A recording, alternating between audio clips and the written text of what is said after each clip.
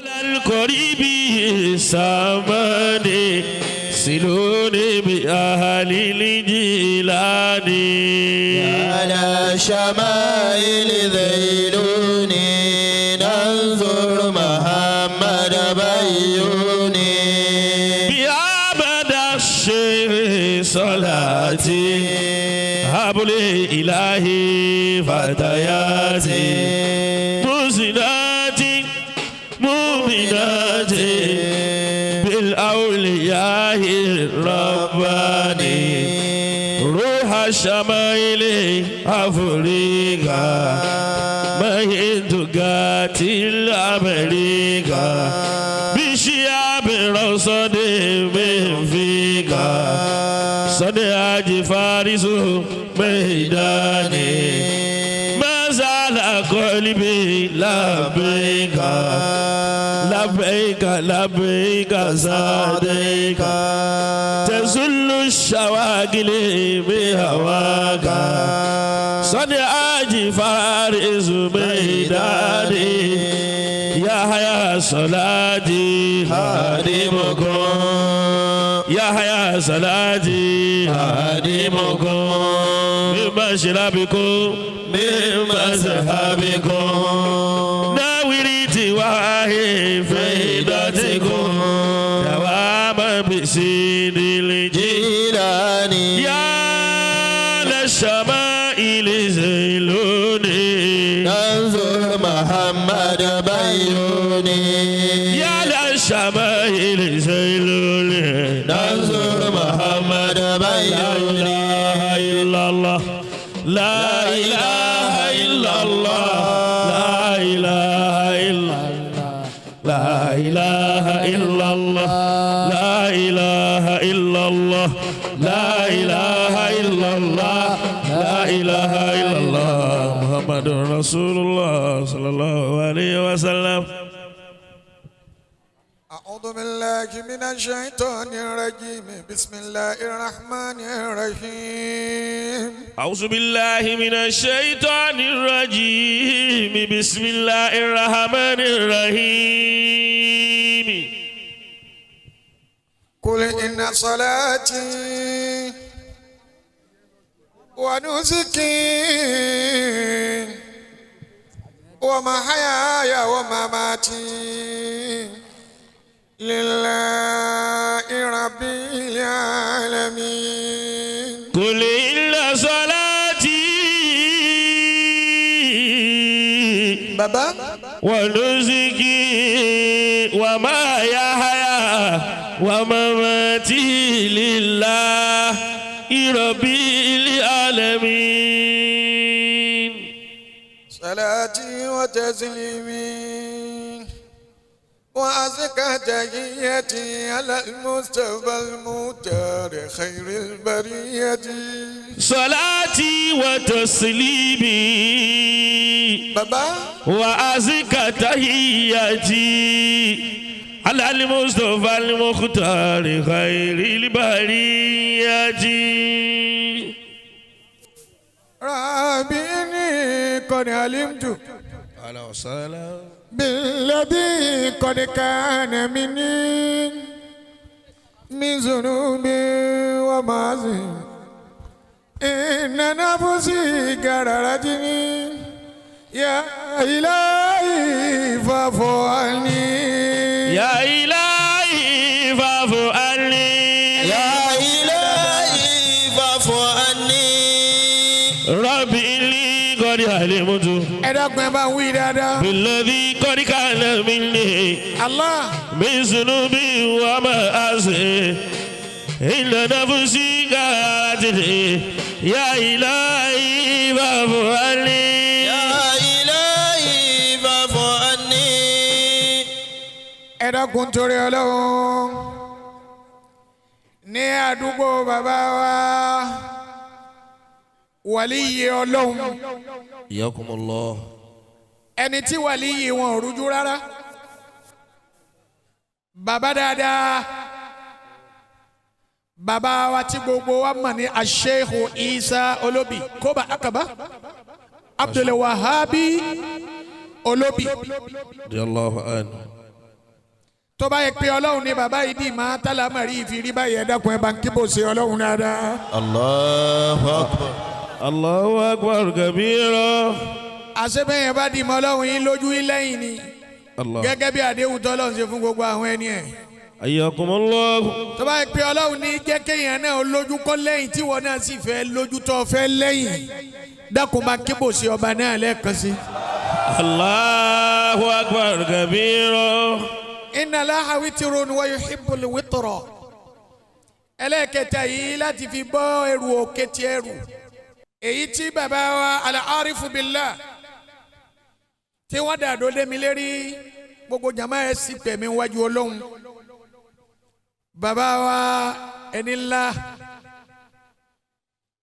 tí wọ́n kí mi nísìnyí. Allah. Sheikh الهبر الفهام دارك اللوزعي الشاعر المفلق الخطيب المسقع الله. مفن معن ذو جيداك حياكم الله. الذي أجله الله من جلالته جلالا وجمالا وإماما. حياكم الله. المصرح اسمه بكل الاحترام وجل التواضع الشيخ عبد الوهاب أدام الله حياته. بابا تيري بابا عبد الوهاب الشاراني مولانا الشيخ عبد الوهاب البياني عبد الوهاب البياني. bàbá gbogbo náà tó bá fọ́n sí mi lálẹ́ yìí máa fọ́n so. Abdul Wahab Alibayale. ẹ dẹ́kun ẹni ọlọ́run bá bẹ̀rẹ̀ ààrẹ kọ́ bá kí bó ṣe ọlọ́run dáadáa. Allahu akbar kabira. ìmọ̀lẹ́ ń palẹ́ rọ́ báyìí. àṣírù sàbùn. àṣírù sàbùn. wọ́tàwílù sùlẹ́mùn. الشير زاب وطويل سلام إذا ارتقى في الذي لا يعلم. إذا ارتقى في الذي لا يعلم سلت به إلى الحديد قدم. سلت به إلى الحديد قدم يريد أن يعربه فيؤجم. يريد أن يعربه فيؤجم. bàbá wa ẹ dákun ẹ sì pẹ̀mí wájú ọlọ́run ẹ̀yìn yìí pọ̀. Allah. nígbà tí ẹni ó dá sọ fún ní ṣe gbogbo fáàrí tán ẹni ó lè jẹ kátà sọ òdùn olérí rẹ̀ kí ni kò wọ́n ṣe. Allah. Allah. àwọn kan ló dá àjọ yìí lẹ̀ tá à ń kó wọn ò pera wọn ní nǹkan kan àwọn ẹ̀dá ní pè wọ́n ní nǹkan kì í ṣe pé wọ́n pera wọn ní nǹkan kí wàá làwa tá à ń kó àjọ. Allahu akbar ẹ̀kẹta yẹ bá bisi tẹ̀mí wájú ọlọ́run ni. ìwọ tó bá wí dáadáa ọlọ́run yóò wọlá bó ti tóbi tó yóò gbé ọ tóbi pẹ̀lú kékeré rẹ̀ tó kéré ni.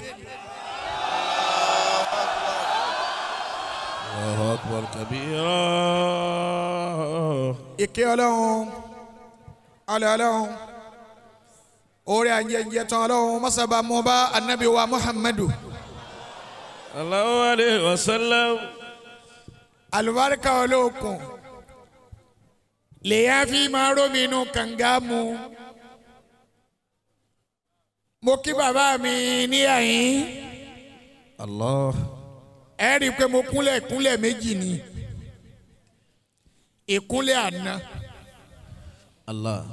àti ìkúnlẹ̀ bàbá. Allah. lóòótọ́ lè máa ya gbogbo kálukú lẹ́nu pé kí ló lè gbé Amiru JAISH dé àyè ẹni ó fún ni lọ́ọ́ máa parí orin fún ni. Allah. ìtẹ́dá kan ò lè bùnyàn náà lọ́mọ kéèyàn wá bùnyàn lọ́mọ. ìjọ tí ọmọ mi tó níyàwó Al-Khalifa Abdulhamid Gbàgbàwí tá a wá rí òdòdó náà wọ́n bá ní ọmọ dà ọmọ parí iṣẹ́ síbẹ̀ ọlọ́run parí iṣẹ́ síbẹ̀. Allah. haifa homo kebela kí yòókù ẹ̀yin ò máa gbọ́n. bàbá wa láwọn fẹ́ nìkan ju èmi lọ afásàlẹ̀ àti táwọn fún ni. Allah. ọ̀tọ̀ ní bùtùgbẹ́ ọ̀tọ̀ ní bùtùlú ọ̀tọ̀ ní bùtùbùtù. Allah. kò sẹ́yìn ọ̀dà nu mẹ́tẹ̀ẹ̀ta. Ayyakumullah. wọ́n wá pẹ̀mí lónìí àlífò olóbì wá fi wọ́n sàkàsọ̀. mo ní kọ́dà kọjá kutu wenji kọjá kutu wenji ń débẹ̀ bá a bá fẹ́ ya bùtùlù. Ayyakumullah. èyí tó tún wá jọ mí lójú ni pé bí bàbá ti dàgbà tó wọ́n tún wá dìde. eléyìí jẹ́ ẹ̀kọ́ tẹ́ kọ́ gbogbo àwọn ọmọ kéékèèké. ìwọ tó o ti débi kan tó ń digbẹ́nẹ́kú ẹni tí ń digbẹ́nẹ́kú bí adigbẹ́nẹ́kú ẹ̀mí adigbẹ́nẹ́kú ògùn ọ̀ gbẹ́nkú rẹ̀ náà ni òjò lòjò ẹ̀mí ìjọ kan lọ adigbẹ́nẹ́kú èlò òjò ìjọ kan lọ títí bọ́sálì kìámà ń di gbẹ́nkú rẹ̀ ni wọ́n bọ̀ ọ́ lọ́bẹ̀ ọ̀ǹtà mísì ọgbọ́n tó ẹni ó bọ̀ ọ́. Ayyakumullah. wọ́n bọ̀ ọ́ lówó ọ̀ǹkà ó ní òpè ni tọ́kí yókù eyín náà máa gbọ́n. Ayyakumullah. ẹ sì bá kí bò sí ọlọ́run dáadáa. bàbá wa ló gbé mi dé yà tí wọ́n jẹ́ ẹ̀san rere fún bàbá tó lọlé. Rahimahullah ta'ala. mo wá kí ìyá dáadáa àwọn ìyá mi bá ń bá rí bàbá dáadáa àwọn ìyá tí wọ́n ń tọ́jú àwọn bàbá náà ni. Alhamdulillah. kárakára wọn náà ni wọ́n wà. bí wọn náà bá pè mí dáadáa tí ń dọ̀ lóhùn tọ wọn náà ní nǹkan tó ṣe wọn náà mọ́ máa wá lé sàláàtì dáadáa o. ẹ dákun bá kí bò sí ọlọ́run dáadáa. Allahu akbar kabira. mo wá kí gbogbo ẹ̀yin àjìlá al-aqwiya fil ilmi wal ma'rifa wal idrak. uqaddimu ilaykum asfa tahani wa aska tahaya. mo wá kí gbogbo ẹ̀yin yóò débi ọ̀dẹ́rọ̀. Ayyakumullah. gbogbo téèyàn bá ní bí ọba ní yín kò ní nǹkan kan. àwọn ọkùnrin aláyà ni àlọ́yàn. Ayyakumullah. bàbá rí bẹ́ẹ̀ sì bá ń kí bó ṣe ọlọ́run dáadáa. Allahu akbar kabira. ọlọ́run jà rí yín pẹ́. Àmín. ẹ̀yin ìyá dáadáa ọlọ́run jà rí yín pẹ́. Àmín. alibarika ọlá alukur'an èyí tó tẹ jọ mí lójújù ńgbà mo dé àyín Allah. tí a fẹ́ chẹ́ǹjì àyè tí wọ́n fi mí sí àwọn ìyá wa àgbà wa rò pé mo bínú ni wọ́n wá sáré dìde níta báyìí mo ní àtó bẹ́ẹ̀ òdòdó dùnú lẹ̀ ń rí yìí ọlọ́run ní ká máa yín lójú. Àmín. ẹ̀yin lè jó àmì bàbá wa léṣo. Àmín. bẹ́ẹ̀yàn bá momi pansámù dáadáa bọ́ bá sì fi àgbákò obìnrin tì í tó lù ú léṣo bọ́ bá tásìkò tí ó mú kò ní bá nǹkan kan bẹ́ẹ̀. Allah. kò sì sóbìnrin kan re tó burú tọ́lọ́run á dákọ̀ ọmọ rẹ̀ fún. Allah. ìmúra àtúni gbogbo múra àtúnú Al-Qur'ani obìnrin ebú ni. bọ́lá má sì ń dákọ̀ sáwùjú àṣewájú obìnrin rẹ̀ ni. Allah. nígbà tí ń sọ pé tabati yada abi lahabi wa tab. Ma agina ani maluhu wa ma kasaba. Baba. Sayasila naran zatalabi. Baba. Wa muratu amma talatabi. Fi jidiha hablu min masadi. ẹni ọlọ́run bá mẹ́la rẹ̀ kó bá ń kí bó ṣe ọlọ́run. bẹ́ẹ̀ bá tún wọnú Al-Qur'ani ẹ tún gbọ́ lọ́n pé daraballahu masalan lilladhina kafaru mura'ata Nuhin. Wa mura'ata Lutin kanata ta'budaini min ibadina salihin. Baba. Fakhanatahuma wa lam yughniya anhuma minallahi shay'an. Wa qila udkhula an-nara ma'a dakhilin. bẹ́ẹ̀ bá wo bí tọ́lọ́run ti ń dákọ̀ àwọn ìyàwó rẹ̀. يا أيها النبي قل لأزواجك الله إن كنتن تريدين الحياة الدنيا وزينتها فتعالين أمتعكن وأسرحكن سراء سبيلا. وإذ أسر النبي إلى بعض أزواجه حديثا يقم الله قد سمع الله قول التي تجادلك في زوجها. gbogbo obìnrin rẹ̀ sáwùjú lọ́lọ́run pè ní Al-Qur'ani. ọba tí ó jẹ́ lu àmú bàbá wa léṣo ọba yín dúpẹ́ lọ́dọ̀ Ọlọ́run. Alhamdulillah. lọ́jọ́ ẹ̀rá lo àrólé dáadáa jókòó tì. Allah. Mo wá kí gbogbo ẹ̀yin alábẹ́sẹ̀kẹ́lẹ́.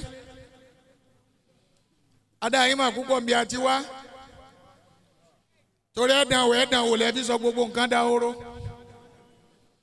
Wulẹ̀ dé wéra wà ní fìlà tẹ́ dé jura wà ní tẹ́mi wé yìí lọ. Sì bá kí mo ṣe Ọlọ́run dáadáa. Allahu akbar kabira. Ó kí yín púpọ̀. Mo wá kí oní nǹkan ní Al-Khalifa. Ó ti kú ọlọ́mọ eke. Ọmọ rẹ̀ pa ní òtó bàbá rẹ̀ ṣé bàbá rẹ̀ wúwo ni. La ilaha illallah. Àsọ̀ọ́lẹ̀ Ọlọ́run gbogbo bàbá rẹ̀ tọ́ba dúró tọmọ ọlọ́mọ bẹ́yìn wọn ti rí lórí. Akramakumullah. Ọlọ́run ní ala inna awliya Allahi. Ala inna awliya Allah. Baba. La khawfun alayhim wala hum yahzanun. Alladhina amanu. Wa kanu yattaquna. Lahumul bushra fil hayati dunya wa fil akhirah. Baba. La tabdila li kalimati Allahi dhalika huwal fawzul azim. Níjọ́ tí bàbá ń bẹ láyé mo gbọ́ lẹ́nu bàbá lẹ́nu ọmọ bàbá pé wọ́n wo wáàzì mi kan ń sọ nípa ọ̀rọ̀ òbí. Allah. Ọmọ tí ó tọ́jú bàbá kò tọ́jú ìyá rẹ̀. Ìyá wa kú bàbá kú wọn ń pa màálù. Irú ọmọ bẹ́ẹ̀ bàbá ọmọ sọ fún un sàárè pé la olùfìyà nàkà.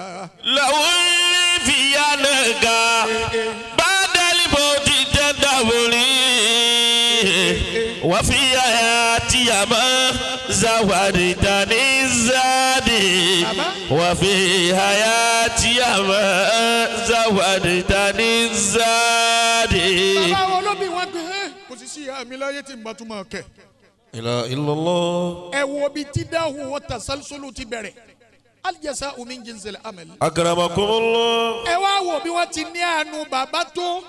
Bí wọ́n ti láàánú ìyá tó bí wọ́n ti dàgbà. Àṣé wọ́n gbin irúgbìn kalẹ̀ ni. La khawfun alayhim wala hum yahzanun. Ẹ wá wo ntọ́mọ náà wọ́n ń ṣe lẹ́yìn wọn. Gbogbo òjókòó lẹ́yìn. Wọ́n máa mú oore rẹ̀ lé bàbá ni. La ilaha illallah. Ìwọ́n ń ṣe déédéé tí bàbá ṣe. Ìtọ́mọ náà ṣe fún bàbá lónìí. Ìwọ́n ń ṣe déédéé Ànábì wa Muhammadu. Sallallahu alayhi wa sallam. Jaakum rasulun min anfusikum. Azizun alayhi ma anittum. Harisun alaykum bil mu'minina ra'ufur rahim. Gbogbo bàbá tó bá fẹ́ lẹ́yìn rẹ̀ àbí kó fẹ́ràn ọmọ ọlọ́mọ ju tiẹ̀ lọ. Ayakumullah. Kì í ṣe pé kó kọjú sọ́mọ tiẹ̀. Ọmọ ọlọ́mọ ni kó máa tọ́jú. Ẹ wo Maulana Sheikh Adam. Rahimahullahu ta'ala. Lọ́jọ́ kí n sọnù orin tí n fi kí wọ́n pé. Ya Adam alilimi ilhama wa iklama. Ya Adam alilmi ilhama wa ilhama wa ilqama. ilhama wa ilqama. Ya Adam alilmi ilhama wa ilqama. Ya Adam alilmi ilhama wa ilqama. وفق المسمى به لما وإفهاما. وفق المسمى به لما وإفهاما. وفق المسمى به لما وإفهاما. كم من فتى بدوي ساته نكرة. Allah. كم من فتى بدوي ساته نكرة. سلم بدا. كم من فتى بدوي ساته نكرة. بجاهه بتمام العلم معلومة. بجاهه بتمام العلم معلومة. كم من فتى بدوي mélòó ni ẹni ó tó kó dé ساعته نكرة أنا كما نكرة لا تتعرف لا إله إلا الله ولا نوما روكو ولوكيو جيريري حياكم الله باباي كلونكا إنو أروكو تاني كما أما بجائه بتمام العلم معلومة بجائه بتمام العلم معلومة Sheikh Adam wọ́n wá mú tó káàkiri gbogbo ayé. لا إله إلا ẹ wá الله wo bọ́lá ti ṣe lẹ́yìn tiwọn náà. رحمه الله nípa pé تعالى wọ́n tọ́jú ọmọ ọlọ́mọ làkàdíjà kún rasulun. رسول من أنفسكم عزيز عليه ما أنتم baba. حريص عليكم بالمؤمنين رؤوف رحيم. baba wa Abdul Wahab wọ́n tọ́jú ọmọ ọlọ́mọ lẹ́yìn wọ́n fi rí báyìí. الله máa gan kíní kan látàsáwò ń egbó furuufú. حياكم الله ẹ máa gan kíní kan lẹ́ẹ̀kan sáwò kí wọ́n tó máa gan. ọlọ́run kọjá ọba ẹ̀tàn. حياكم الله ọlọ́run oore rẹ̀ kọjá ọba àfà. أكرمكم الله ẹni ó dájú tó gbogbo ayé báyìí ẹ wo bẹ́yìn rẹ̀ ti rí. جاءكم رسول من أنفسكم baba. عزيز عليه ما أنتم حريص عليكم بالمؤمنين رؤوف رحيم. àwọn náà wá gbé látara nabi wa Muhammadu. صلى الله عليه وسلم ẹ wá wojú àánú tí wọ́n gbé látara nabi. صلى الله عليه bàbá وسلم dàpọ̀ nabi ẹ wo bí gbogbo wa ti ṣe. صلى الله عليه وسلم إن الله wọ́n ní wa ma arsalnaka illa kaffatan linnas. ما أرسلناك إلا كافة للناس. bàbá òfin ní hukuku rẹ̀ madula simule musa kalu le kelemi. حياكم الله iye ayu jadu bada arifili madi arifa mushaddada. إلا كافة للناس بشيرا ونذيرا. tẹ̀wéènù tún ti hàn púpọ̀ bashiran kafatan lilasi digamu tẹ̀wéènù inda lami bigeri bunati wayusama digaman kamila. إلا كافة للناس بشيرا ونذيرا. wọ́n wá gbé tẹ̀wéènù jáde bashiran wa nazira. بشيرا ونذيرا. digamu tẹ̀wéènù inda liwawi bigunati wayusama digaman nakisa.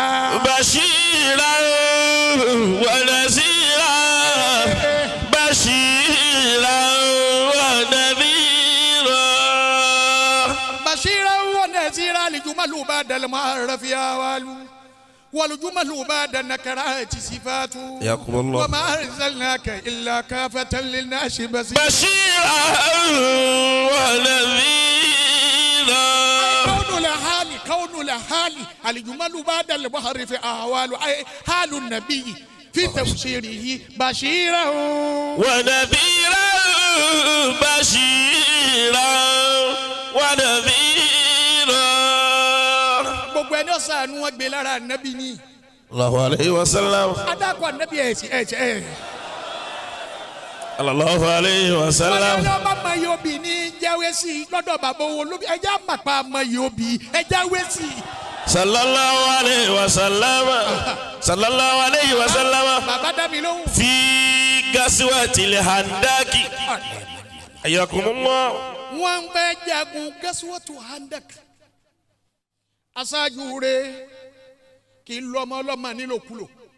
حياكم الله ànábì ẹ̀ sọ̀gá. صلى الله عليه gbogbo وسلم ìtẹ̀ yorùbá ànábì ẹ̀ lọ́ọ́ mọ́kà lọ́dún yìí àná. أسوة حسنة. ẹ̀yin tẹ́ tún náwó tẹ yorùbá ànábì ẹ̀ tó ra ká.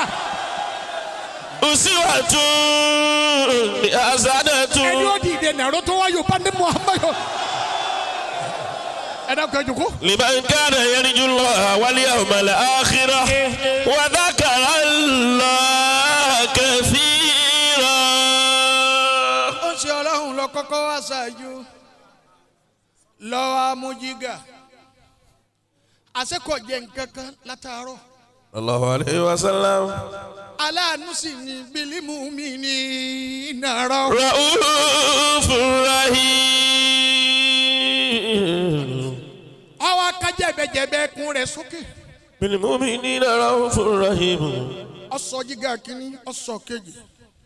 الله عليه وسلم ọwọ́ alásà kan ọ̀tọ̀ ni sírù ọ̀tọ̀ ni sírù sírì ọ̀tọ̀ ni sáàtù ọ̀tọ̀ ni sọ́hìbù sírì. حياكم الله sírù àti sírù sírì àti sọ́hìbù sírì ojú méjèèjì lọ. أكرمكم الله sáàtù lọ́wọ́ du gbogbo wọn lọ. الله ẹni ọmọ àṣírí ànábì. صلى الله عليه وسلم kò ní tẹ́mi lọ́rùn bẹ́ẹ̀ tí yorùbá ní mọ̀. إذا عملت من مولاك قربا فجدد ذكر خير الأنبياء ذكر خير الأنبياء. jábìrù ọmọ ìṣesí oúnjẹ ọlọ́run bébí bá ń kó oúnjẹ ọlọ́run ò ní sọ pé bí ń pa mí. صلى الله عليه وسلم àmọ́ ló ní ìṣesí kan tí màá ṣe yọ wá búye pẹ̀ yọ máa dà sí ẹgbẹ́ ànúmí ní alákìnnàkùn. منها خلقناكم وفيها نعيدكم ومنها نخرجكم تارة أخرى. bí bá ti ń dé pẹ̀ síwájú jábìrì ọmọ pé ibi dé. الله ọwájú jíga kínní ojú jíga kejì ni wọ́n ń dé pẹ̀ sójú jábìrì tí wọ́n mọ̀ pé ibi dé. لا إله إلا الله. àwa sáré lọlé ọlọ́mọdé àníyàwó bú. آمين. bàbá dàbí lóhùn. فتلاتنا وقذف سبع الواصلات طعاما فتوجه جابر إلى اليندق الشاتا. ọlọ́mọdé àníyàwó ahun ẹni ọba sàmì dáadáa bẹ́ẹ̀ bá sì yàwó fẹ́ kò ní láti bọ̀ tán. wàláì ó kéré nu ẹni tíyàwó bú kíyàwó burú kọ́ wá bí máa rí ọlọ́run sábà ṣe bẹ́ẹ̀. Allah. wọ́n burú tán yányán ni. لا إله إلا الله. jábìrù wa lọlé wa sọ fún ìyàwó ẹ ebi ipò ń ṣe ọlọ́run. الله عليه وسلم. bí wọ́n bá fẹ́ sọ fọkọ rẹ ó lè lò ló fi lẹ̀. الله عليه وسلم. tó ń ṣe ọlọ́run ọba ní kò sí yìí fún nǹkan náà. الله عليه وسلم. ó ń ṣe ọlọ́run olówó kò sí kìí ṣe dẹ́nu gbogbo àwọn àfáà tó jẹ́ pé kò sí ní ta kàkún ní ìsìn owó lọ. ètò ń ṣe ọlọ́run ò ní kò sí yìí mẹ́. الله عليه وسلم. torí mi skinu ni. الله. àbábọ́lá ń bá fowó kú tiẹ̀ àdánwò ni. sọ kọ̀ntúrò owó ni àbówó ni ọ̀ kọ̀ntúrò rẹ̀. صلى الله عليه وسلم. wọ́n wá kọ́sẹ̀ rẹ̀ látara ń ṣe ọlọ́run gbogbo èlówó. الله. jábìrù wa lọlé ó ní ìrẹ́ ìyàwó لا إله إلا الله. ebi ń pọ́n ṣe ọlọ́run. صلى الله عليه وسلم. ìyàwó ò lè wí pé kí ló fi lẹ̀. لا إله إلا الله. àwa ló bú kọ́ ọ̀kan tí ń sílẹ̀ yẹn fi gbọ́dọ̀ máa ní tí ó máa sìn. حياكم الله. lọ́ba fi ẹ̀yìn òbúkọ lélẹ̀. فسبحوا فما شيرت أمه إلا يسيل من المقيس. ọlọ́run kì í sọ bá a fà ẹ máa tẹ̀lé mi lọ. ọfẹ ẹ̀yìn òbúkọ lélẹ̀. الله. ọ̀sáré dù ìṣe ọlọ́run bá kó tó tó ṣẹ́jú mélòó ní ìsìnkú yẹn ọ̀rẹ́ ni. لها ولدان. ọmọ ẹ̀dẹ̀ tẹ̀kìdí mo máa kù hù ta kíru kásírù. حياكم الله. kásírù hìdáfin bẹ أكرمكم الله. kásírù sífà alẹ́ mọ̀ọ́sùfù ń bẹ لا إله إلا الله. kásírù mọ̀ọ́sùfù alẹ́ sífà ń bẹ. أكرمكم الله. bàbá dá mi lóhùn.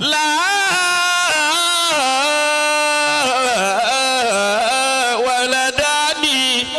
wàlẹ̀ dání la. حياكم الله. àmọ́ tẹ̀kìdímù bẹ́ẹ̀ bá sì ṣe tẹ̀kìdímù máa kú nǹkan ọlẹ́sẹ̀ lẹ́nu. الله. jábìrù wa lọ́mọ méjì لا إله إلا ló الله. fi jẹ́ kó lójú ń ta gbọ́dọ̀ máa ṣe lójú ọmọ èké.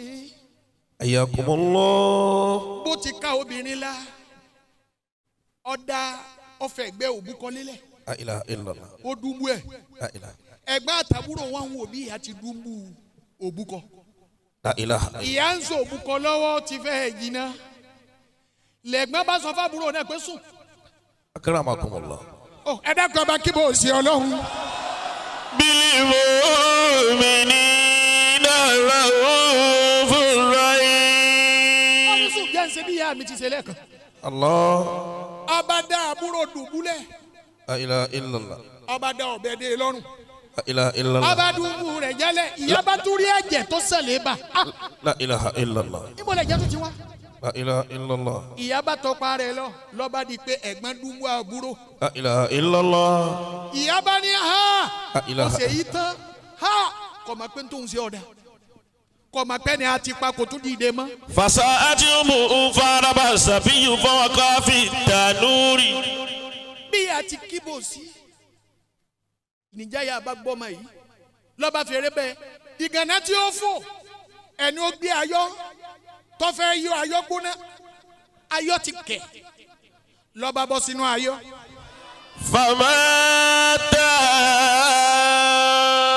láàrin pé wọ́n fẹ́ ṣàlejò ànábì Allahu alayhi wa sallam. lọ́ba méjèèjì rẹ̀ lọ́ba gbẹ̀mí mi bìlì mú mi nínà. Bil mu'minina ra'ufur rahim.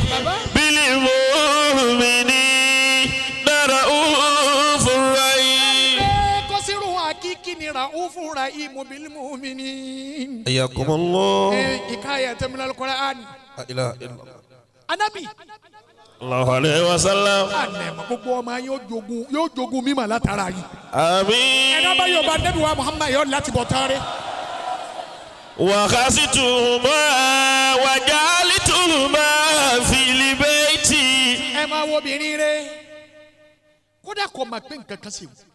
Allahu alayhi wa sallam. níbi ebi ipe ń ṣe ọlọ́run ebi ń pa ń ṣe ọlọ́run. Hayyakumullah. wọ́n bá wọ́ ọmọ kìíní ọwọ́ sẹ́rí bẹ́ẹ̀dì ọwọ́ ọmọ kejì ọwọ́ sẹ́rí bẹ́ẹ̀dì ọwọ́ àfi ìbìlà ń kẹ́tì bò. La ilaha illallah. láàrin ìṣẹ́jú méjì o ti parí oúnjẹ. Li'ajli nabi sallallahu alayhi wa sallam. nítorí ànábì wa Muhammadu. Qul in kuntum tuhibbuna Allaha fattabi'uni yuhbibkumullah bàbá ò ní kájú. wa yaghfir lakum dhunubakum wallahu ghafurur rahim. àsọ̀nsẹ̀ ọlọ́run tí ń rí gbogbo tí ń ṣẹlẹ̀. Alayhi wa sallam. ẹ dákun ẹ bá kí bò sí ọlọ́run dáadáa. Bil mu'minina ra'ufur rahim. ẹ wá lọ́lọ́run yé ọmọ àwọn ẹni ọlọ́run. Bil mu'minina ra'ufur rahim. àbùkẹ́ lọ́lọ́run ọ̀kọ́jú tó dáa sóhun sóhun náà kẹ́yìn tó dáa sọ́lọ́hun.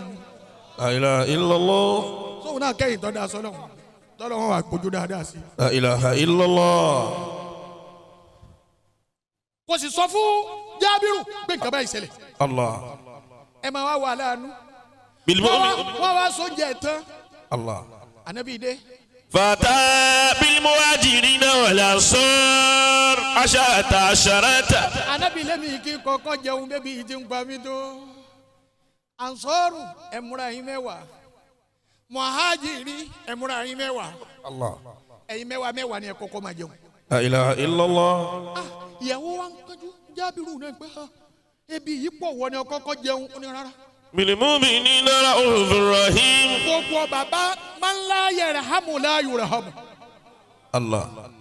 man la yarhamu la yurhamu. Man la yarhamu la yurham. ẹni tí ẹ bá ṣàánú yẹn Ọlọ́run ò ní ṣàánú ẹ̀. La ilaha illallah. ọmọ rẹ̀ wọlé gbọ́ tí fìrà ọ̀nà bú. àfi máa ṣí tànú ọmọ rẹ̀ tó sì ṣe. karrati bi wahdaniyyatillah. Allah. gbogbo ọmọ mẹ́rẹ̀ẹ̀rin tó sì bí fìrà ọ̀nà jó nánu. La ilaha illallah. ibi tí ń lọ kọ́. báwọn muhajiri bá tún jẹun tán ní mẹ́wàá mẹ́wàá. wọ́n wá jẹ́ tẹ́ kò kẹ́ nìkan. Allah. Jábírù wa ni anabi ẹ jẹun. Bil mu'minina ra'ufur rahim. Jábírù ni anabi ni wọ́n yẹ wọ̀ Jábírù.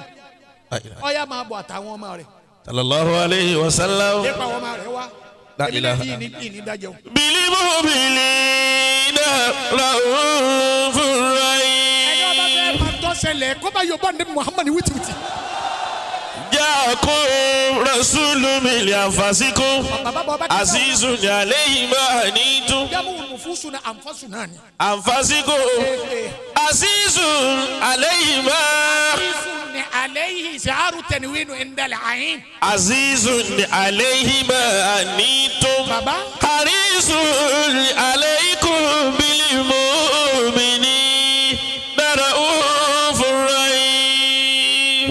Jábírù ni anabi ni Jábírù lè gbé àwọn ọmọ rẹ̀ wá. La ilaha illallah. Jábírù bá lọ́dọ̀ yàwó. Aina auladi. a ti ṣe ríire àwòládì àyìnà. La ilaha. àyìnà àwòládì méjèèjì lọ́lọ́. Aina auladi. Auladi.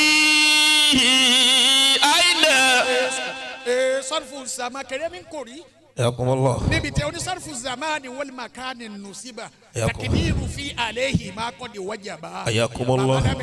أين أولادي awoladi aina. حياكم الله. ẹ dákun ẹ bá ń kí bó ṣe Ọlọ́run. الله أكبر كبيرا. Jábìrù ọba sáré lọ́dọ̀ ìyàwó. لا إله. àwọn ọmọdé ẹ gbọ́n tí ìyàwó wí. الله. ó ní kulluhu niyamun. كله نيام ala firashihim. نيام على فراشه. ó ní wọ́n sùn. لا إله إلا الله. gbogbo ìyàwó tí èyí bá bọkọ rẹ̀ nínú jẹ́ Ọlọ́run ní balẹ̀ mi jẹ́. الله. láfi ní àwọn ìyá wa lákì lónìí àwọn ni wọ́n gbé àjọ bàbá yìí hàn. حياكم الله. ìwọ ọmọ èébú ọkọ rẹ ìwọ lọmọ èébú ara tó fi bu. a ní ìwọ kìíní kan bẹ̀rẹ̀ gbóǹkan yìí. o sì rẹ lérí ńlá lẹ̀ tọ́ fẹ́. gbogbo àlùbáríkà ọmọ rẹ ló ń gbà tẹ̀rù. حياكم الله. kò bọkọ nínú jẹ́. لا إله إلا الله. olóṣùn ọba tún lè jí sẹ́fà nẹ́bí pé. anabi sì ti rí gbogbo tó ṣẹlẹ̀. صلى الله عليه وسلم. ọba nẹ́bí wa Muhammad. بالمؤمنين رؤوف رحيم. anabi ní padà lè jí wọn. صلى الله عليه وسلم. pé mo ní kó jí wọn. صلى الله عليه وسلم. ìparí wọn àti wọn náà ìníjẹun. صلى الله عليه وسلم. صلى الله عليه وسلم. ìyàwó bá kò fẹ́ bọkọ lẹ́mìí jẹ àti gbọ́. ìyàwó bá náà dá sí kí n jí wọn. ìyàwó bá ń lọ. الله. ọfẹ lè jí n tó mà kó ti kú. لنبلونكم بشيء من الخوف والجوع ونقص من الأموال والأنفس والثمرات وبشر الصابرين الذين إذا أصابتهم مصيبة قالوا إنا لله وإنا إليه راجعون. أولئك عليه صلوات. لا إله إلا الله. oni wama bita wa alifin qad jumia yukasafu fil jarri wa fin nasbi ma akaza ulati walladhina qadiru. أولئك عليهم صلوات من ربهم. gbogbo katobala albarika abole bame. حياكم الله. ربنا آتنا في الدنيا حسنة aboni. أيها. ربنا آتنا في الدنيا حسنة وفي الآخرة حسنة وقنا عذاب النار. كل كافي نكو. أكرمكم الله. ربنا هب لنا من أزواجنا وذرياتنا قرة أعين abole bame. واجعلنا للمتقين إماما. bari tó dàgùn láyé kò ní kun tó dà lálkìyàmá. yáyà máa wọnú náà lọ ni. لا إله إلا ẹ الله. wá wo bí tó ṣe Ọlọ́run ti lo nùbúwà. صلى الله عليه ó وسلم. ti rí bí ìyàwó tán sára òun wa kọjá ẹni tá a tán sí kọ́má wa lẹ́yìn. صلى الله عليه mímí وسلم. mú mi ni. من الرؤوف الرحيم. Ọlọ́run anábì ní bọ́ ọba gbà mí ìrẹ̀ Ọlọ́run. Sallallahu alayhi wa sallam. Ọlọ́run mi ní sẹ́ lóòótọ́. kárábìnrin yìí tó dé ọ̀dọ̀ àwọn ọmọ rẹ̀ dé mi padà sára àwọn ọmọ méjèèjì rà. بالمؤمنين رؤوف رحيم فإن تولوا فقل حسبي الله لا إله إلا هو عليه توكلت وهو رب العرش العظيم. kíyàwó Jábìrì tó gbẹ́sẹ̀ kíní ẹsẹ̀ kejì yóò sí bùlánkẹ́ẹ̀tì lánìyàn pé tọ́ ya Rabba sirri inna sirraka qad sahara. حياكم الله. kúkú tó wá gbé wọn láwùrí ìdù àyàtà ó wọ Ọlọ́run wá àṣírí òtún. لا إله إلا الله. ọkọ jẹ́ ẹni téèyàn fẹ́ yìí ti tàṣírí rẹ̀ wá tú.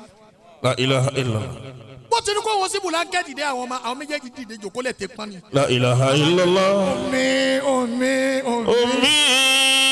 أمي wọ́n bá lọ́mọ lóbìnrin bá ń làágùn. لا إله إلا الله.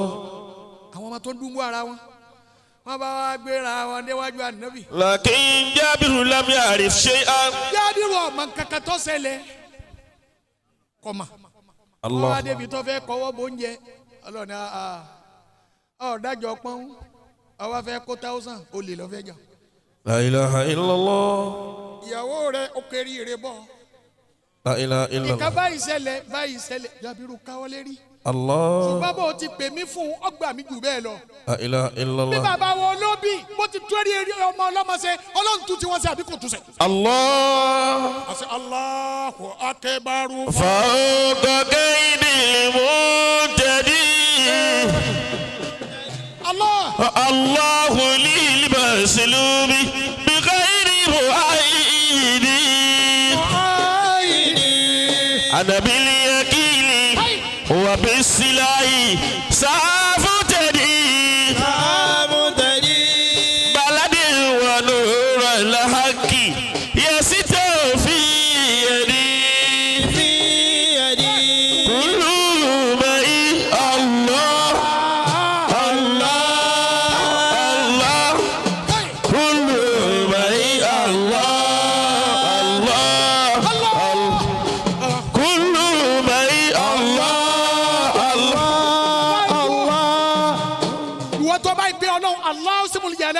Allah. لا يعلم إله نقلت حركة الأمسة إلى اللام تعريف ثم سكنت ووصفت الألف الأولى لاتقاء ساكنين وأدغمت اللام في اللام الثانية ووصفت الألف بعد اللام الثانية لكسرة الاستعمال لذن جاء الله مصدر حل محل المفعول الله هو المشكور الله هو المجلل الله هو المكبر الله. tó bá gbé ọgbà kọlọ ní jẹ́ kéèyàn lẹ́yìn ó sì fẹ́ lẹ́yìn bí bàbá wo Olóbì ti lẹ́yìn báńkì bó ṣe Allah Allah Allah Allah.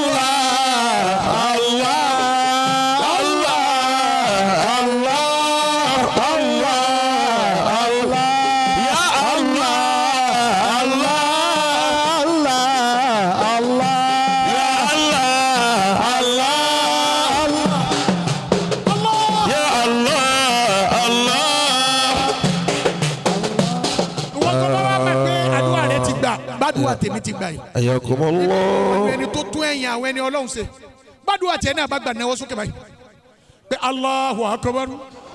Allahu akbar. wọ́n kọ́ ọba kò wá san sàrà náà pé Allah ẹni ọba kọ́kọ́ dé yà yìí. Ibadallah rijalallah ayinuna bi aunillah wa kullu aunana billah asana sabi fadilillah bi akillah rijalallah ayinuna bi aunillah.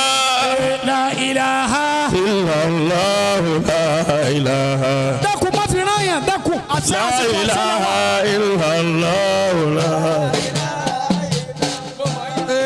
Ibadallah rijalallah ayinuna bi aunillah wa kullu aunahu billah asana sabi fadilillah bi akillah rijalallah ayinuna bi aunillah shifahullah la ilaha illallah wiqayatuna la ilaha illallah dawahuna la ilaha illallah shifahuna la ilaha illallah kila shiri wa wa la ilaha illallah wiqayatuna la ilaha illallah wahuna la ilaha illallah dawahuna la ilaha illallah shifahuna la ilaha illallah wiqayatuna la ilaha illallah dawahuna la ilaha illallah shifahuna la ilaha illallah dawahuna shahada li Allah Allah la ilaha illallah Allah la ilaha illallah la tashku wala li ghairi rabbika shiddata Allah la ilaha illallah Allah la ilaha illallah Allah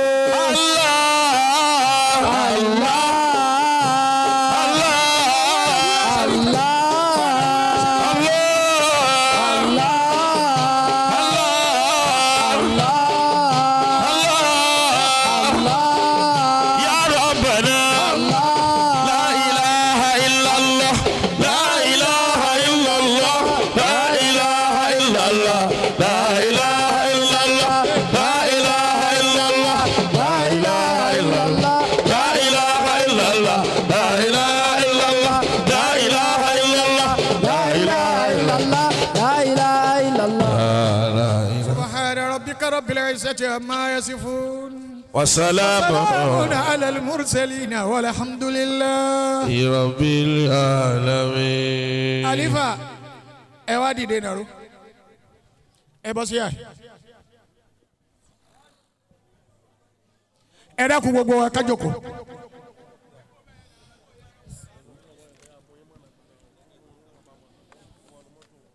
Gbogbo ẹni ọba ní ìka ẹni ọba ti kàbùkù rí ní ìmọ̀ yìí. Allah. Eti afawa Sheikh Abdulwahab rahimahullah ta'ala. Ẹ̀wí bẹ́ẹ̀ ń sẹ́ ẹni mà tó gbòòrò. Àmín. Wọ́n dà kó afa yẹ sílẹ̀ àdámà. Nǹkan ńlá lẹni aṣẹ́fà lè fà. Má bá níta ló tún ẹ̀yìn bàbá ṣe ẹnìkan ṣáájú yín lónìí. Àtàwọn bàbá yìí. Allah. Ẹ ti máa tọ́lọ̀ ti dá lára rí ni. Ẹ sì máa pé ẹ̀bẹ̀ lọ̀rọ̀ rẹ̀ gbà. Torí ẹni tí ó yẹ kó dójú tì ó dójú tì. Sámọ́ọ̀sì torí ẹ̀rọ gbígbóná. Tútù rẹ̀ lọ́rọ̀. Ọjọ́ ti lọ ni. Anabi wa Muhammadu. Sallallahu alayhi wa sallam. Sahaba kan fẹ́ Anabi fẹ́ lójú ogun. Sahaba kan wá fẹ́ tẹ̀lé lọ. Ó sì ní ìyá láyé. Allah. Anabi nílé gba ìyọ̀dá lọ́dọ̀ ìyá rẹ̀ àti bàbá rẹ̀. Ìyá wa fọwọ́ lé ọmọ pé sọ ma pé mo ti dàgbà. Ìsì lè bí mi mọ́. Ìsì lẹ́lòmí àfiwọ́. Allah. Ìsọlọ́dọ̀ ń ṣe ọlọ́run. Máa yẹn tí kò ánilẹ̀ hàwá. Ìní hùwà Illa wahyun yuha. Ọba tí ní kò ní kú. Bismillah. Abádọ́dọ̀ ń ṣe ọlọ́run lóòótọ́. Lọ́ba bíi Záàtù. Záàtù sì fèsì fún un pé kò ní kú. Ànábì ní kò ní kú. Ìyá ni bọ́ba ti rí bẹ́ẹ̀ kọ́ máa tẹ̀lé ọlọ́. Allah.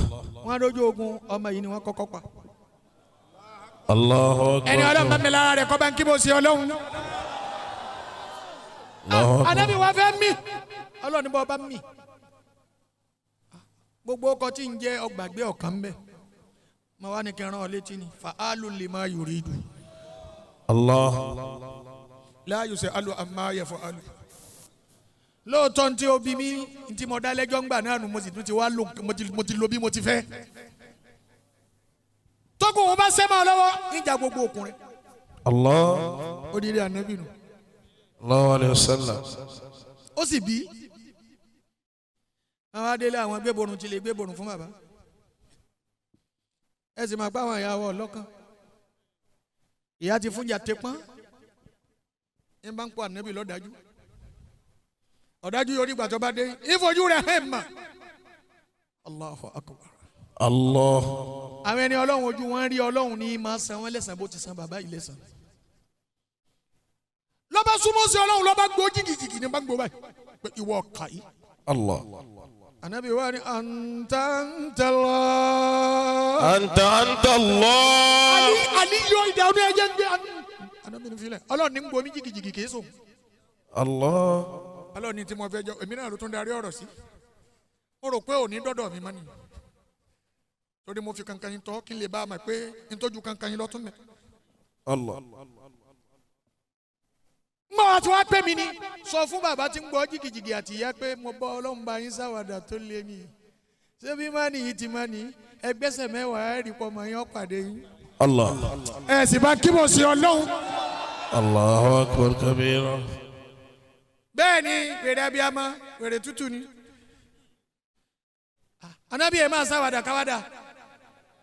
Lọ́ba yírí padà bẹ́ẹ̀ nígbà tí ẹgbẹ́sẹ̀ márùn-ún ọmọ bá yọ sí. Allah. Lẹ́nu wọ́n bá tún sọ ṣebí wọ́n lọ kó lóhùn òkú ọ̀nà ẹ̀yìn báyìí ni mo gbà. Òkìkí bá kàn kálukú bá ń wá lọ́tún kálukú ń wá lọ́sí. Kò kú mọ́ kò kú mọ́. Ọlọ́run wa lọ́ wọn lára. Wọ́n ṣe fàájì títí alẹ́ fi lẹ́. Ṣebí wọ́n yẹ sọ fún wọn afọ́jú pẹ̀lú tú nígbà tí ọba ti gbọ́ wọn ẹnì kankan mọ́. Allah. Kálukú bá lọlé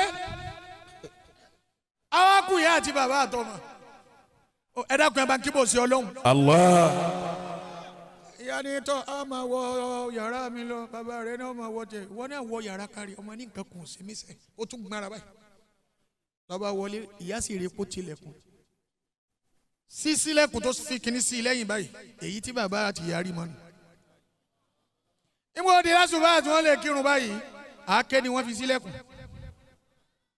ẹni ọba fẹ́ gbọ́ ní tí wọ́n rí kọ́ bá ń kíbò sí Ọlọ́run dáadáa. Allah.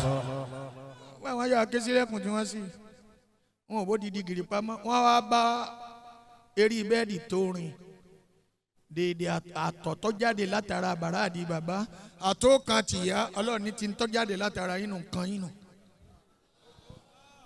bápá ti wá so máa tẹ́sẹ̀ so máa tí gbogbo èèyàn fi ń jẹ́ èèyàn iṣẹ́ tèmi nù mo sì ti dá nǹkan mi padà. Allah. ní bàbá bá tún bára lulẹ̀ lẹ́ẹ̀kejì ariwo bá tún lọ Ọlọ́run ní ìránṣẹ́ Ọlọ́run wá gbé agbádá ọpẹ́ wọ̀ ìwọ náà lọ bẹ̀ mi tó ti ń di ìlápá mu tó ń di lọ ó sọ Ọlọ́run ní kílẹ̀ ń dì mú ẹni kọ́ nọ́ọ̀kì Ọlọ́run náà bó ti nọ́ọ̀kì mu. Allah. ẹ sì bá kí bò sí Ọlọ́run. Allah. kọ́ nọ́ọ̀kì Ọlọ́run náà. Allah. bàbá sẹ́sọ̀ ń tọ̀ ó ní ládàmọ́ àwọn aṣẹ́wù ti karú ẹ̀rí tọ́lọ́run ti ṣe wọ́n fi mọ yìí pé àfi ká bẹ lọ́hùn fàlìfà kí nǹkan kan má ṣe mí ẹni ọba wa ní kàárín yìí ọlá àfarapolẹ̀ àwọn bàbá yìí ọlá àbí tí wọ́n bá a dé èyàn ò lè bínú rí ní nǹkan méjì láyé kò lè bínú dàgbà ò sì lè bínú ní mímọ̀ Ọlọ́run ní dánilágbà wá wọlé gbogbo wọn tí wọ́n jókòó lẹ̀ nítorí ẹ̀yìn bàbá yìí ọ níbi wọn ti ké ńlọrin ibi kan náà wọn sì ti ké bẹ́ẹ̀ ní Gàmbàrí àwọn gòbédè ní sàmì tí wọ́n pọ̀ sínú kò ní ìdí àṣàdúà ńbẹ ni lẹ́yìn bá ti ta sí àgẹ̀rẹ̀ wọn ní àádọ́ta ni àbí mélòó lè ló ń tọ̀hún ẹ máa dá pé yóò sì sáré Kùránì báyìí ẹ sá máa pè é bẹ́ẹ̀ bá ti máa pè kò ní ìdí àṣàdúà wọn pè tó bá ti pa Àlùkùránì wọn dé gbogbo àádọ́ta wọn bọ̀ sálì kìámà láàrin ìṣẹ́jú méjì ni onídìí àṣàdúà àwọn tó ní kú wọn kú àwọn bẹ́ẹ̀ ń jòkó lẹ̀ kéèyàn ọmọ mi ń dèdè kún rẹ o Ádámù máa rí fatika bí ṣe ńlá yóò kìtà dá Ádámù wùjúdìhì bàbá máa nǹkan kan kò ṣe pé nǹkan wọn ò sí wọ́lọ́ ọmọ kí okú èyí wọn máa gbọ́hùn kánà káàrin yìí iná àti iná kálí Kàùsárà ni a máa ké lọ bẹ́ẹ̀ àmọ́ tó bá débi iná sọ́ọ́dí akáwọ́ lápútà tẹ́ni mo ti gbóhùn òkè òun lẹ́gbẹ̀ẹ́ òkè ìwọ tá lè fà bá sẹ̀ ní ìsìn fèrè jìn o ká tó ké fèrè jìn lẹ́yìn eléyìí bọ́ ọba lè díjú kan ọlọ́pàá ànábì ni ainul uyuni. níjẹ́ ọ̀rọ̀ tó kàmá lè fi lé uyunu mẹ́ta náà ló kà ń bẹ̀. Allahumma salli wa sallim gbọ́dọ̀ kí la ilaha illallah lánìí ọba fẹ́ rí sáàtù nàbí ainu náà ni wa ainu aini idha kana shay'un sabaqa al-qadara lakanatil uyun. Allah. àwọn ainul uyuni náà ni wọ́n jókòó lẹ̀ bàbá ti ṣe mójú kó ń bẹ kí wọ́n náà lè bá a láti bọ̀ tán má dẹ̀rù ọkọ rẹ nù. kánà àwa ṣe ní àti iná ẹyọ kan náà ni pẹ̀lú bisimilayi àwọn bá débi iná sáà ní ọkọ̀ wọn náà tán àwa gbóhùn sókè bẹ́ẹ̀ ọba tó ní kẹ́mi bàbá ogun ẹ̀mí tiẹ̀ náà ogun. Àmín. ọba tó ní kẹ́mi àfọ àwa ogun inú ẹni tẹ́mi wọ́n gùn ní lẹ́wà torí bẹ́ẹ̀ yẹn bá ti kọjá 50 ó ti bẹ̀rẹ̀ sí ní gùn lẹ́mí ní bá ń lọ sókè àwọn bàbá yìí làwọn ti lọ gọ́rùn ọlọ́njà wà náà ò débẹ̀ ẹ̀ sì sàmì dáadáa. Àmín. bí wọn náà bá fẹ́ débẹ̀ àfi kò ṣe ibi tá a fẹ́ wí wọn náà dájọ́ ni bismillahirrahmanirrahim inna a'tainakal kawthar fasalli li rabbika wanhar inna shani'aka huwal abtar. àwa ṣe salati fatiha fili allahumma salli ala sayyidina muhammadil fatihil lima وقولك والخاتم الما سبق ناصر الحق بالحق والهادي إلى صراطك المستقيم وعلى سبحان ربك رب العزة عما يصفون. mbọ kí n tó máa wá lọ ẹ dá gbèsè kan sí mi lọ́rùn mo wà ní jókòólẹ̀ àwọn bàbá àgbàlagbà wà ní jókòólẹ̀ ẹ wá gbowó fún mi bọ́mi eke bá mọ oúnjẹ àgbàlagbà àgbàjẹ tí ó sì máa bọ́lẹ̀ àwọn àgbàlagbà ní ọgbà kó àgbàlagbà kú yọkàn ká tó wá lẹ́ni tó bu ni lọ́mọ torí pé ń bọ̀ ni wọ́n fi jáde